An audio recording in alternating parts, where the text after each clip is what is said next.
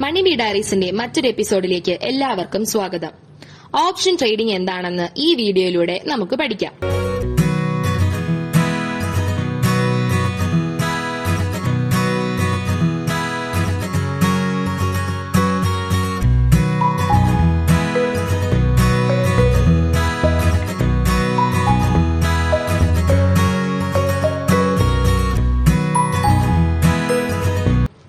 Option ട്രേഡിനെ കുറിച്ച് പറയുമ്പോൾ futures, derivatives എന്നിവയെ പറ്റി പറയേണ്ടതുണ്ട്.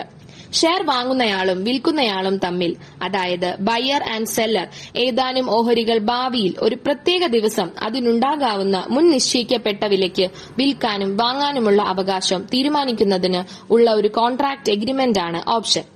ഓപ്ഷൻ എക്സ്പയർ ആകുന്ന തീയതിക്ക് മുൻപ് ഷെയർ വിൽക്കാനോ വാങ്ങാനോ അവകാശമുണ്ടായിരിക്കും. എന്നാൽ ഓപ്ഷൻ എക്സ്പയർ ആയി കഴിഞ്ഞാൽ എക്സ്പയറി സമയത്ത് മാർക്കറ്റ് വിലയ്ക്ക് ട്രാൻസാക്ഷൻസ് നടക്കും. സാധാരണയായി വീക്ക്ലി എക്സ്പയറി വ്യാഴാഴ്ചയും മന്ത്ലി എക്സ്പയറി മാസത്തിലെ അവസാനത്തെ ട്രേഡിംഗ് ദിവസവും ആയിരിക്കും. ഭാവിയിലെ ഒരു പ്രത്യേക ദിവസം എക്സ്പയറി ആകുന്നതിനാൽ ഫ്യൂച്ചേഴ്സ് എന്നും, എക്സ്പയറി ഡേറ്റിന് മുൻപ് ട്രേഡർക്ക് വാങ്ങുന്നതിനും വിൽക്കുന്നതിനും എക്സ്പയറിക്ക് വിട്ടുകൊടുക്കുന്നതിനുമുള്ള ചോയ്സ് ഉള്ളതിനാൽ ഓപ്ഷൻസ് എന്നും പറയുന്നു.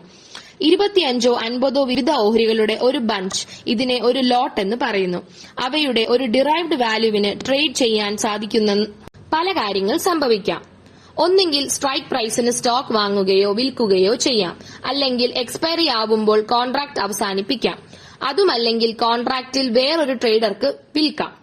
ഓപ്ഷൻ ട്രേഡിംഗിന്റെ ഒരു ബേസിക് ഐഡിയ എല്ലാവർക്കും കിട്ടിക്കാണുമെന്ന് കരുതുന്നു.